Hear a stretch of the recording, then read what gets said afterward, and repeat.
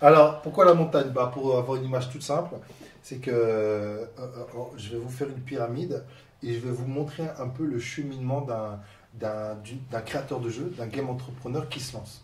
Comment je fais pour en arriver là? Et en fait, il y a un chemin très naturel qu'on fait parce que vous partez pas du business. Vous partez de l'art. Vous êtes des artistes, vous êtes des créateurs. Vous sortez, vous voulez faire un jeu et vous voulez apprendre à faire du business. Donc vous partez par principe en tant qu'artiste. Vous n'êtes pas là avec votre chèque, bon Malik, je fais comment pour gagner beaucoup d'argent dans le jeu vidéo? Qui je dois employer? Non, c'est votre jeu à vous. On va voir comment on avance. Et on va voir les étapes. La première étape, et c'est la plus grosse, c'est ça. Alors cette phrase-là, elle a l'air simple, mais malheureusement, c'est la plus grande barrière de tout ce qui vous attend.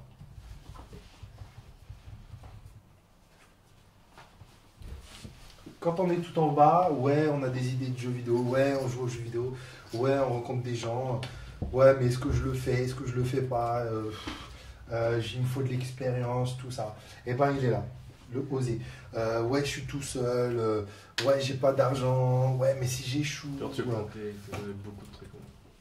Tous les gens sont là. On part du principe qu'il y a 100 personnes ici. Il y en a 100. 100 comme vous. 100 comme vous qui, ouais, Malik, c'est cool, j'ai envie d'être là. Ok. Et bien sur les 100 là, et c'est pour ça que c'est un triangle, c'est que la majorité des gens sont là. Et bien pour passer ce petit pas qui fait que je prends ce risque, je lâche tout, je dis non à tout le reste, je vais galérer pendant des années, je me lance, je suis un artiste, je vais vivre de mon jeu. Là, il est très faible. Très peu de gens le font en fait. Beaucoup de gens ont des idées, ont envie, ont fait, mais il y a très peu de gens qui vont créer leur studio et qui vont vraiment se lancer vraiment dans leur carrière de game entrepreneur. D'accord? Et c'est la première barrière. Et cette barrière, elle est que psychologique. Parce qu'en fait, qu'est-ce qu'on risque? Qu'est-ce qu'on risque de, allez, je me lance, je fais mon jeu? Perdre un peu de temps, de l'argent. Alors du temps, t'en perdras jamais. Pourquoi? Parce que tu fais un truc que t'aimes. Perdre du temps, c'est faire un truc qu'on n'aime pas. Ça, et qu'est-ce que tu fais là? Tu perds ton temps. Tu vois? Mais quand tu fais un truc que tu aimes vraiment, et c'est ton cas, moi je fais le jeu vidéo, je ne me vois pas faire autre chose, je perds pas mon temps. Donc non, tu perds pas ton temps. Autre chose? Mais rien, tu es une risque. Quels sont les risques? Il y a l'argent, il y a de perdre de l'argent, mais moi je pense que tu vas me répondre qu'on perdra de l'argent si on se lance pas aussi. L'argent. Ouais. Ça, c'est le numéro 1 de tout le monde. Ouais, mais je vais perdre de l'argent. Non, vous n'allez pas perdre de l'argent. Vous allez dépenser de l'argent. Pourquoi? Pour apprendre. Pour apprendre. Apprendre à comment arriver là. Apprendre, je dois faire un jeu vidéo. Je ne sais pas faire un jeu vidéo qui cartonne. Mais je suis obligé d'en faire un, moi. Je suis obligé de payer quelqu'un. Je suis obligé de faire des formations. Vous avez été à l'école. Tu as vu tout ce que tu payes à l'école. Tu es obligé de taper. T'es obligé. T'es obligé de payer pour te retrouver face à des gens d'expérience qui échangent. Là, vous êtes là aujourd'hui, vous avez payé pour apprendre des choses. Mais au final, vous allez apprendre des choses qui vont vous servir. Donc non, de l'argent, oui, vous allez en perdre grave, mais pas perdre, vous allez en dépenser pour vous. Et il faut en dépenser pour apprendre à être là. Tout le monde. Tout le monde. Moi, je paye des formations, j'ai besoin de tout le temps évoluer, tout le temps d'apprendre. Donc non, vous ne perdez pas d'argent. Quand demain, vous allez payer un graphiste, 1000 balles, et qu'au final, le graphiste, il vous fait un boulot pourri, vous avez appris. Vous avez appris à mieux recruter la prochaine fois, à savoir mieux ce dont vous avez besoin, et faire plus attention. Et là, vous êtes devenu un peu meilleur. Mais il a fallu les dépenser, ces 1000 euros, pour apprendre comment on recrute. Parce que vous n'avez pas recruté. Demain, un éditeur croit en vous, il vous donne 100 000 euros. 100 000 euros, c'est que pour dépenser, pour payer des gens. Vous êtes nul en recrutement, vous n'avez jamais recruté quelqu'un. Il faut apprendre. Et pour apprendre, il va falloir dépenser et se dire, ah ouais, la prochaine fois, je ne ferai pas pareil. Donc non, de l'argent, non. Oui, vous allez en dépenser. C'est gagné pour plus tard, au final. Voilà. C'est pour ça que c'est une montagne, en fait. C'est comme le mec qui se dit, bon, j'ai envie d'aller là, mais j'ai pas envie de monter ça. Et t'es obligé de monter ça, mec. T'es obligé de monter ça, et puis ça, et puis ça, et puis ça. Donc l'argent, non. Vous craignez rien. Votre boîte, au final, elle ne coule pas. Fermez la boîte, vous avez un petit prêt, vous le payez en 2-3 ans et basta. Au pire des cas. Mais au meilleur des cas, vous avancez, vous apprenez, vous évoluez. Et avant de commencer, on va voir la deuxième étape. Ah non, je vous le dirai à la fin, la phrase. Je vous dirai à la fin. Alors, On revient un peu à ce qu'on a dit tout à l'heure. Les premiers jeux que vous allez faire, c'est les premiers jeux pour soi. Tous les premiers jeux là, le premier comme le deuxième, j'espère pas le troisième, vous aurez compris si vous le faites, c'est qu'en fait vous allez faire un jeu pour vous. Et il faut absolument commencer par ça. C'est-à-dire, comme Sylvain l'a fait, un jeu avec vos idées, vos... Voilà, moi je vois mon jeu comme ça, je le fais, j'essaye un peu business parce que je suis un game entrepreneur, mais je le fais quand même pour moi, pour me plaire à moi, pour que je kiffe ce que je suis en train de faire. Tout, on commence tout le genre, on fait jamais un jeu, tiens, il faut que je fasse un jeu qui, pour les gens là-bas, qu'ils me l'achètent. On ne commence jamais comme ça. Il ne faut jamais commencer comme ça. Il faut commencer à sortir ce que vous avez dans la tête. Et rien que déjà, savoir sortir exactement ce que vous avez dans la tête, ça demande un boulot énorme. Pour savoir maîtriser tous les outils, pour savoir maîtriser le jeu vidéo, pour savoir maîtriser le recrutement, bien m'associer avec les gens. Déjà là, donc pour prendre plaisir et pour ne pas perdre ton temps, tu fais un jeu pour toi. Pour que même au final, s'il ne marche pas, vous êtes fiers de vous. Vous avez fait votre truc à vous. Et ça, c'est la première étape de tous les créateurs de jeux. On fait toujours un jeu pour soi. Et vous avez raison. Il faut toujours commencer pour soi. Sauf que là, pareil, c'est une pyramide. Très peu de gens passent ce niveau. Par exemple, sur 100, il y a 20% qui se lancent vraiment. Et je suis gentil. Donc imaginez, là, il y a 20 personnes. Sur les 20 personnes, ils vont faire des jeux pour eux. Il y a à peu près la moitié, 50%, qui ne vont pas passer l'autre étape parce que, voilà, c'était trop dur, c'était trop long, j'ai envie de passer à autre chose. Et pour X raisons, ils vont arrêter. Et il y a 50% qui vont continuer. Et ces 50%, ils vont passer à une autre étape qui est, bon, je commence à être bon, j'ai fait plusieurs jeux, ce serait bien que je gagne un peu d'argent là. Et là, on rentre dans le business. Comment faire un jeu pour que les gens achètent? J'ai besoin d'argent, j'ai besoin de payer mon loyer, j'ai besoin de tout ça. Donc là, on part dans le principe, je vais faire un jeu pour le marché, pour les autres, pour qu'ils achètent mon jeu. Ce qui est normal. Tu sais, on va arrêter les jeux indés, je fais mon kiff et tout. Bon, bah maintenant, il faut que tout le monde kiffe, mais personne n'achète. Tu sais le truc là. Ouais, il est bien ton jeu où tu as une récompense et tout, mais toujours les poches vides, tu vois. Bon, bah maintenant, je vais faire un jeu. Donc, je vais regarder le marché, je vais penser business. Et là, là, on en est à combien? On a 10 personnes. Pareil, il y a la moitié, 50%, qui vont grave se merder. Parce qu'ils vont vouloir faire un jeu pour le marché, mais ils ne savent pas le faire. Ils ne maîtrisent pas le business, ils ne maîtrisent pas le marché, ils ne maîtrisent pas le marketing, le business model, ils ne savent pas faire des deals avec les éditeurs, ils ne savent pas. Ils vont apprendre le temps. Ils sont là, ils vont apprendre. Sauf que dans ces gens-là, ceux qui passent cette barrière, eh ben, il n'y en a encore que 50%. Donc là, il y a 5 personnes qui vont se retrouver parce que là, ça va être pareil. C'est j'ai fait des jeux pour moi, je fais des jeux pour les autres, ça ne marche pas. 50% vont arrêter. Et ils vont arrêter, ils vont travailler ailleurs, ils vont avoir une certaine expérience, donc ils vont pouvoir se retrouver dans un studio. Ah, j'ai mon salaire, ah, ça va mieux, ouais, attends, Et il y a 50% qui vont continuer, et là, il y a 5 personnes. On est à 5 personnes. Là, on était à 100%. Et là, les 5 personnes, qu'est-ce qu'ils vont faire? Eh bien, ils vont arriver à un stade où ils vont se poser cette question. Voilà. Bon, bah maintenant, je suis un game entrepreneur, il faut que je fasse un jeu. J'ai fait des jeux pour moi, ça ne marche pas. J'ai fait des jeux pour les autres, ils n'ont rien compris. On va se calmer. Je vais faire un jeu que je vais kiffer grave, mais il faut aussi que je pense aux autres parce que c'est mon business. Ça, on peut le comprendre dès le début. C'est ce qu'a fait Rémi. Rémi, il a commencé ça ici, là, tout de suite. C'est pour ça qu'il a des problèmes ici. Vous savez l'école, pourquoi le diplôme il est au bout de 3 ans? C'est pas tu rentres et on te donne le diplôme. Non, parce qu'il y a des étapes, il faut que tu apprennes des choses et à la fin on te le donne. Rémi a commencé comme ça et c'est très bien, mais il ne maîtrise pas ça. Donc là, c'est le vrai game entrepreneur, c'est-à-dire que moi je fais des jeux, les mecs qui font des jeux de dingue, c'est des jeux qui kiffent ce qu'ils font. Ils sont forts, ils ont de l'expérience. Waouh, le mec a fait Assassin's Creed, il kiffe ce qu'il a fait. Mais il a eu aussi les moyens d'aller au bout de ce qu'il a fait. Alors il a eu quelques contraintes, ce qui est normal, c'est le business. Le business, c'est le contrainte. C'est comme l'art. Plus tu as de contraintes dans l'art, et mieux c'est. Parce que le problème chez les artistes, c'est le mot liberté. Et le mot liberté, c'est très bien et très mauvais en même temps. Parce que quand tu es libre, bah, tu fais sais pas tout et quoi n'importe quoi. Voilà. Il y a trop d'idées. Alors que, voilà. On est guidé. Alors que si tu mets des contraintes dans ton art, c'est là où tu deviens le meilleur. Et ben dans le business, c'est pareil. Donc arrivé là, et ben, il n'y a que 5% qui ont continué, donc il s'est passé du temps, des années. C'est pour ça que faire des jeux qui déchirent, ça prend du temps. Et ben là, bah, ça y est, je sais ce qui me plaît vraiment, je sais dans quoi je suis le meilleur, et je sais comment plaire et ce qui marche et ce qui ne marche pas à l'industrie. On en arrive là. Troisième jeu. Et là, c'est super important. Pourquoi? Parce que l'artiste, vous êtes des artistes. On parle de ce principe, hein, les gars, vous êtes des artistes. En fait, l'artiste, il y a ce qu'on appelle l'évolution de l'art, le mur de l'art, je ne sais pas trop comment on peut la dire, c'est qu'en fait, votre premier jeu, là, le premier jeu que vous faites, c'est un condensé d'inspiration de ce que vous avez joué. C'est rien d'autre. En fait, vous créez rien de nouveau. La seule innovation, c'est que vous allez peut-être mélanger quelque chose. Tiens, je prends ça, hop, je mélange. Et ça, c'est de l'innovation. Mais c'est la seule innovation que vous pouvez faire.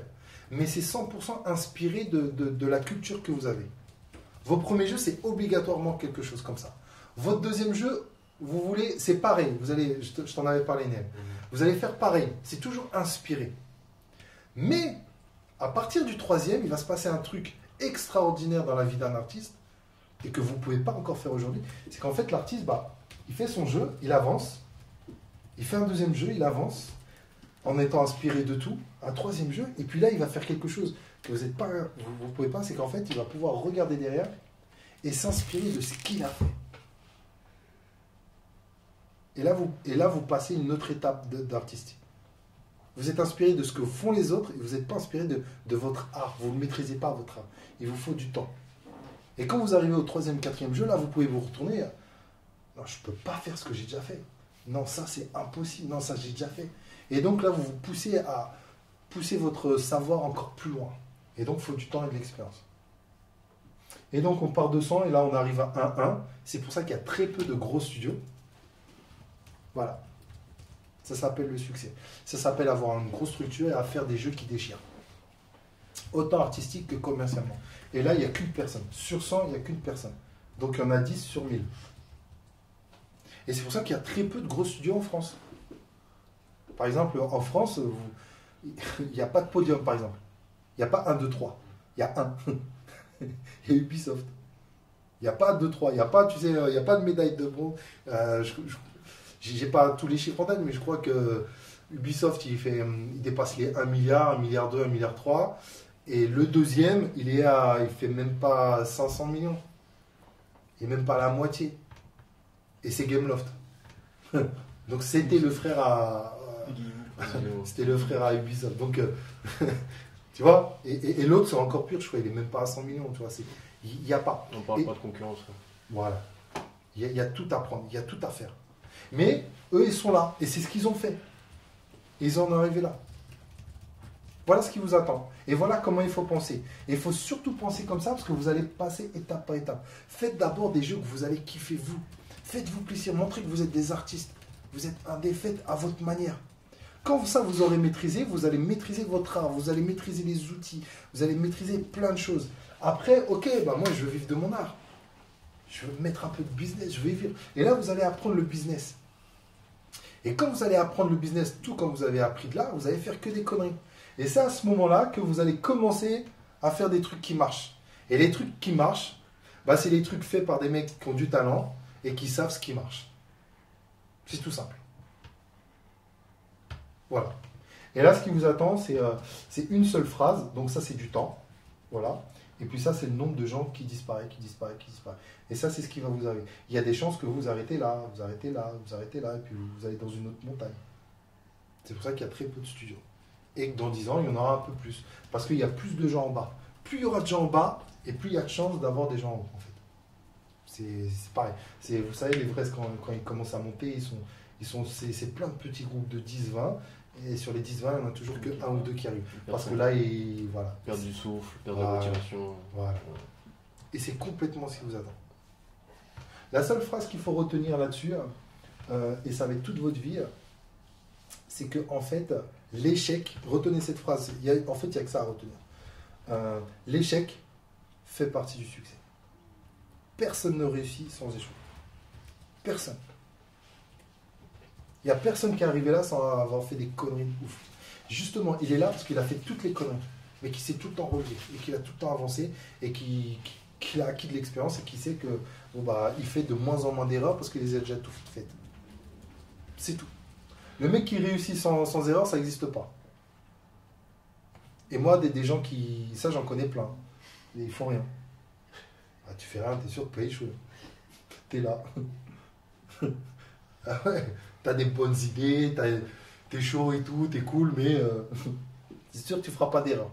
Donc n'ayez pas peur de faire des erreurs, parce que vous allez en faire. Il faut, tu vois, l'apprentissage, vous allez le dépenser. Vous allez en faire des conneries. Tous les jours, tous les matins, tout le temps. Votre prochain jeu sera bidon, je vous le dis tout de suite. Là, Hugues Beckman, il est là. Il est là. Et là, il est en train de faire ça. Là. Il est en train de découvrir le business. Là, il va avoir un contrat de distrib, il va comprendre ce que c'est que la colle, le budget de marketing. Là, il est là. Et là, il va faire plein de conneries. Là, il en a déjà fait pas mal. Et là, maintenant, il va les faire là. Et donc, qu'est-ce que je dis à mes studios, moi, à ceux qui sont chez nous, et souvent, ils sont en début, je dis, les gars, ton jeu, je m'en fous complètement, parce que je sais qu'il ne va pas marcher. Alors, ça les vénère grave. C'est normal, c'est ton jeu. Bon, après, j'ai le challenge de dire, ok, moi, je dis que ton jeu, il ne va pas marcher. Mais à toi de me prouver que j'ai tort. Montre-moi. Mais moi, je sais qu'il ne va pas marcher. Il y a 99% de chances qu'il ne marche pas, ton jeu. Parce que le Kadianing, il va faire son jeu, il va faire son kiff. Mais comme nous, on pense avoir la meilleure idée du monde, et qu'on pense que ça suffit, eh ben non, on apprend, ah ouais, ça suffit pas. L'idée ne fait pas tout. Donc moi, je les challenge. Et en fait, c'est ça qui leur attend. Nous, on a des studios ici, on a des studios ici, et on a des studios ici. On n'a pas encore ici. Dans 1 an ou 2, on aura des gens ici. Je pense. Mais voilà, nous, on a les deux là. Donc voilà un peu ce qui vous attend, c'est faire carrière dans l'industrie du jeu vidéo, c'est ce qui vous attend. Et il faut absolument faire ça. Parce qu'il faut absolument maîtriser ce que vous aimez faire. Il faut absolument maîtriser le marché, le business, qu'on va voir après. Et après, il faut savoir mélanger les deux, comme je vous dis, le game entrepreneur. Et si vous en arrivez là, il va se passer 1 an, 2 ans, 3 ans, 4 ans, 5 ans. Là, ça va sentir un studio avec 1 ou 2 grosses licences. Et vous vivrez bien de votre vie. Et après, après le plus dur, c'est d'y rester. Je prends un exemple Ubisoft, Gameloft, tu vois. C'est des structures qui ont été créées par des gens. Ils ont donné leur vie à ça. Yves Guillemot, le boss d'Ubisoft, il n'est pas à l'abri d'être éjecté par quelqu'un, puisqu'il est en bourse et ça va peut-être être acheté par Vivendi. Donc il peut être éjecté. Le mec, il a mis toute sa vie, toute sa famille, tout son argent, et c'est ce qui est arrivé à Gameloft, il a été éjecté de sa boîte. Un peu comme à la Steve Jobs. Donc même là où le mec fait 1 milliard, il est numéro 3 ou 4 mondial, il se bat. Il continue à se battre. Parce que là-haut, il y a du vent. Ouais, il y a du vent. Il y a de la pluie. Et puis il y a des gens qui arrivent. Il n'y a pas trop de place là-haut. Alors pousse-toi, tu vois. Voilà. THQ, il a pas su rester. Très Malgré le bon fait exemple. qu'en plus, il faisait de très bons jeux en plus. Hein. Qui a joué à Darksider. Oh C'est un... Et il m'a marqué ce jeu personnellement. Il a marqué tous ceux qui ont joué à Darksider. Les deux. Darksider, il était là. Le 2, il est nul. Aussi. Pourri. Il y a le 3, t'as vu, ils font 3 là. Ah bon? Ah, mais ça va être bidon, c'est Je croyais que le 2 était tellement nul qu'ils avaient du coup. Non, parce que voilà, le 2, très bon exemple. En fait, le 2 n'a pas marché. Ils ont fait le 2 parce que le 1 a marché. Le 2 n'a pas du tout marché. Donc, ils font pas le 3. Sauf que la licence a été rachetée par un éditeur qui y croyait. Vous voyez? Donc, le 3 va sortir et le personnage, c'est une meuf. Mais non, ouais, de toute façon, il y a 4 personnages. Normalement, il y a 4 Voilà, c'est une meuf. Moi, j'accroche pas. Sans être. Mais j'accroche pas. Voilà, THQ, c'était un très bon exemple. THQ, aussi, Metro, ils ont édité Metro. Parce que THQ a fait un truc qu'il faut jamais faire ici. Je crois que c'est les seuls à avoir fait ça. C'était un risque énorme. Ils ont créé une licence. Le personnage hyper charismatique, le jeu déchiré, l'univers de ouf. Ils ont fait un truc que personne n'a compris, sauf eux, les artistes. C'est qu'ils ont changé de personnage. Ils ont vendu une licence avec un personnage différent. Marketingement, c'est... Est-ce que mais là, il faut pas juste bien jouer? Parce que GTA, c'est ça, quoi. Non, GTA, ils te vendent pas un personnage, ils te vendent un univers. Ah, ok. Univers, ok.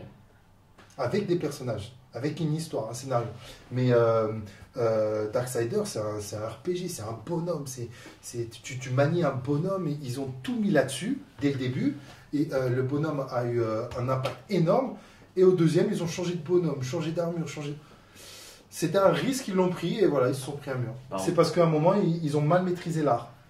Ils ont mal maîtrisé le business. Dans le business, tu fais pas ça. Ah, c'était leur Tu fais pas volonté ça. à la conception même d'avoir 4 personnages comme les 4 cavaliers. C'est comme quoi le marketing n'est pas intervenu assez tôt dans la conception du projet. Moi, par exemple, il y a un jeu, j'ai jamais joué. J'ai joué au premier, j'ai jamais pu jouer. J'y arrive pas. Il faut pas qu'ils le prennent mal, mais c'est Assassin's Creed. J'y arrive pas. J'arrive pas à jouer à Assassin's Creed. J'y arrive pas. Mais des millions jouent. Et c'est pas moi 14, c'est juste que moi j'y arrive pas. Et ça montre qu'on est dans l'art. Toi, tu joues à des jeux que, voilà, moi j'aime, j'aime pas. Alec aussi, Nel aussi, tu vois, Jordan va aimer des jeux que j'aime pas. Là, on est dans l'art. Chacun interprète. Tu vois. différemment. Donc, tu as interprété Darksider d'une manière. Mais la raison pourquoi, c'est parce qu'ils ont changé tu fais pas ça. Tu fais pas ça. Tu changes de jeu, tu changes de licence, j'en sais rien, mais tu fais pas ça. Mais c'était un très bon exemple. Donc voilà les gars, donc c'est pour ça qu'on le verra demain, mais Alec, tu as raison, c'est l'ambition. C'est si vous voulez arriver là, que vous croyez à votre jeu qui va cartonner dès le début, vous avez super raison. Parce qu'il faut croire en vous, il faut croire en ce que vous faites. Mais malheureusement, il y a beaucoup trop de choses que vous ne maîtrisez pas, que vous ne maîtrisez que ici. Faut bosser. Voilà. Donc il y a ceux qui veulent faire un jeu et ceux qui veulent faire carrière. Et voilà ce qui vous attend en tant que carrière. Enfin, après, c'est vrai que en termes de chiffres, quand on parle de succès, c'est pas non plus les mêmes chiffres qu'on attend si on est un petit studio indé avec une ou deux personnes que si on a un gros studio. Si on est juste tout seul et qu'on se dit on veut juste un jeu pour survivre, qui va donc durer 1 an, même si c'est très peu connu, que ça se vend raisonnablement et tout, ça peut suffire juste à être un succès en soi. Alors, tu as raison, parce qu'en fait, le succès, il est propre à chacun. C'est quoi ton succès? Ton succès n'est pas le même que Nier. N'est pas le même que Alec, n'est C'est pas le pas même que l'ambition lui. de chacun. C'est pas le même que moi. Chacun son succès. Où tu places ton succès? Si toi, ton succès, c'est de sortir le jeu, mais d'aller jusqu'au bout et au moins de le sortir commercialement, déjà, c'est un succès de dingue, ça. Tout le monde n'y arrive pas. Si tu mets ça en succès, tu peux y arriver, même si ça va être très dur, voilà. Mais celui qui met le succès, moi j'ai envie d'arriver là, c'est ça qui lui attend. Alors, au moins, si le but c'est juste d'arriver à financer le jeu suivant, déjà ça met la barre pas trop haut. Quoi. Ouais. Et tu vas. Donc, comment tu te places? Si ton premier jeu, c'est quoi ton succès à toi? C'est de pouvoir financer un deuxième. Ouais, par exemple, ça paraît bien. Oui, je pense que c'est quelque chose qui est faisable même avec peu de budget. Et si ton premier jeu il sort et il marche pas? Là, du coup, tant pis. On fait autre Tu arrêtes? chose, ouais. Voilà. Et ben d'autres, non, moi, il est hors de question que j'arrête. D'autres, en fait, ici, tu as, sur les 100 personnes, tu as donc 5 personnes qui sont là. Tu les vois là, Léonide? Là, il y a 5 personnes qui sont destinées à être là, en fait. Ils sont destinés parce que c'est comme les mecs de Blizzard, ils sont incapables, les mecs de Blizzard, ceux qui ont créé Blizzard, qui sont là aujourd'hui, ces mecs-là, je les connais pas, et puis si un jour tu les rencontres, ces mecs-là sont incapables de faire autre chose que ce qu'ils font. Incapables. Pourquoi? Parce qu'ils ont trouvé un sens à leur vie. Ce qu'ils font, c'est... Non, mec, c'est... Je vais pas dans la... Je fais pas ci, je fais pas ça. Moi, je peux rien faire d'autre que ce que je suis en train de faire. Et les gens qui arrivent là, c'est les gens qui sont incapables de redescendre. Il y a plein de gens qui peuvent faire des étapes, tu sais, marcher, puis se dire, bon, bah, j'arrête. Mais les gens qui arrivent là, c'est des gens qui... Ils sont là, ils voient déjà ça, en fait. On le verra demain, ça. Et donc, chaque barrière, chaque chose qui vont vous dire non, chaque claque que vous allez vous prendre, ouais, bah, ok, bon, bah, je me relève et on continue. Et ils sont là, c'est que 5. Donc, toi, si tu mets ta barrière là, tu peux complètement y arriver, comme tu peux complètement échouer. Mais si tu échoues, bah, tu passeras pas à l'autre étape. Et si tu arrives, tu t'arrêteras peut-être au deuxième. Parce que tu n'as pas vu assez long. Ça, on le verra demain. Alors. Tu vois, donc le succès, c'est où est-ce que tu le mets, toi? Ouais, Il faut un plan B si le jeu ne marche pas. Voilà. Bah, le plan B, quand vous faites un jeu et qu'il ne marche pas, le plan B, c'est d'en faire un deuxième. Voilà. C'est ça le plan B. Bah, ouais. Voilà. Voilà.